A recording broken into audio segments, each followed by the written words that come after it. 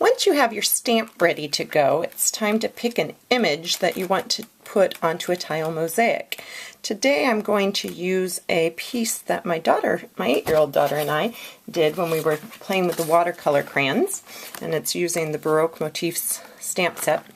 And we had watercolored a bunch of swirls onto a piece of cardstock with some mixed, using the watercolor crayons direct to paper to create this beautiful swirl image. She asked that I make that into a tile for her, so I've gone ahead and done that. And what you're going to do to create the tile is put Versamark ink onto your new Faux Mosaic tile stamp.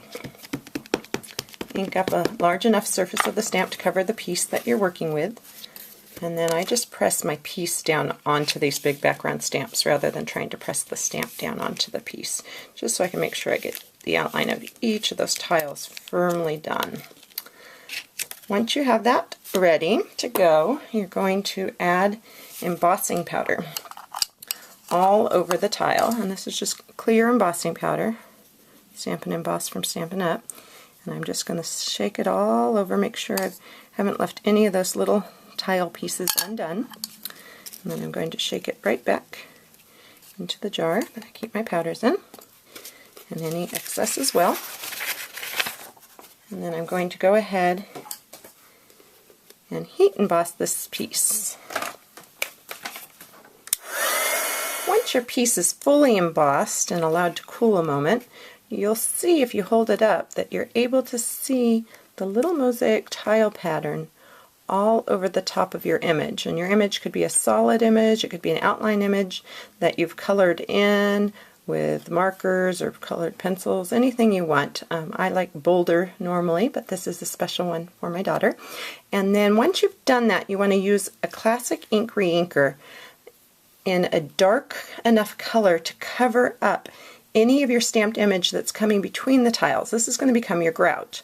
And what you're going to do is place a couple drops, 1 or 2, depending on the size of your piece, maybe 3, that's probably more than I need, onto your image, and you're going to use a sponge dauber and just smear that into the grout lines.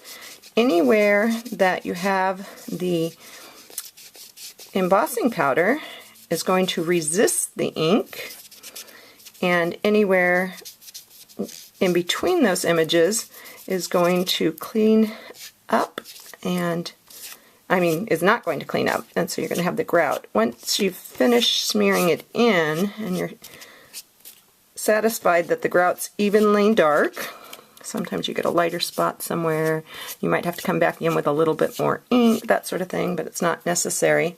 You'll have your image. I take a tissue or a paper towel, lightly mist it with a spray bottle, just a tiny bit, to help you clean up the top surface of that tile and really take away any ink that's staining your image.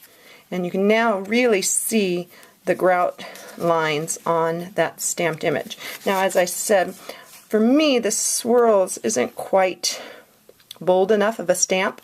My favorite to use is our big medallion stamp. I think you come out with a really nice image that looks like a tile you could have hanging on the wall, or a tile mosaic tabletop. I just really like the final look of that.